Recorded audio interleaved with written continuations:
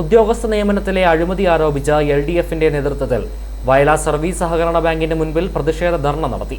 ബാങ്കിൽ ഒഴിവ് വന്ന 2 നിയമനങ്ങളാണ് ഭരണസമിതിയുടെ നേതൃത്വത്തിൽ നടത്തിയതെന്നും നിയമനത്തിൽ ലക്ഷങ്ങളുടെ അഴിമതിയുണ്ടെന്നും ആരോപിച്ചാണ് LDF പ്രതിഷേധ ധർണ സംഘടിപ്പിച്ചത്.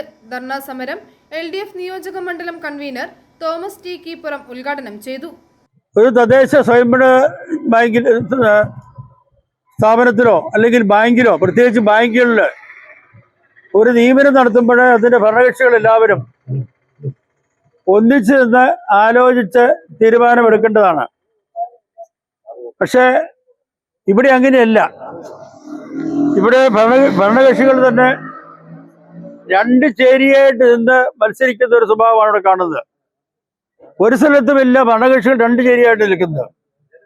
നമുക്കൊരു ആളെ ജോലിക്ക് എടുക്കണമെന്ന് തീരുമാനിക്കുകയാണെങ്കിൽ ആളെ നമുക്ക് ജോലിക്ക് എടുക്കണം. അതൊരു ഏകണ്ഠമായ തീരുമാനമാണ്.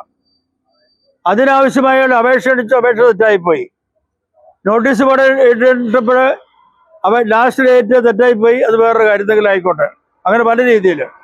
ബാങ്ക് മുൻ പ്രസിഡന്റ് ജോസ് സിറിയക് മുഖ്യപ്രഭാഷണം നടത്തി. LDF convener Baby Varkey, CPM local secretary Babu Abraham, CPI മണ്ഡലം കമ്മിറ്റി അംഗം PM ബാബുമോൻ, ബ്ലോക്ക് പഞ്ചായത്ത് അംഗം Boni Kuriakose, Kadaplamattom panchayat president Jeena Cyriac, vice president Sajeev Kumar AD തുടങ്ങിയവർ പ്രസംഗിച്ചു.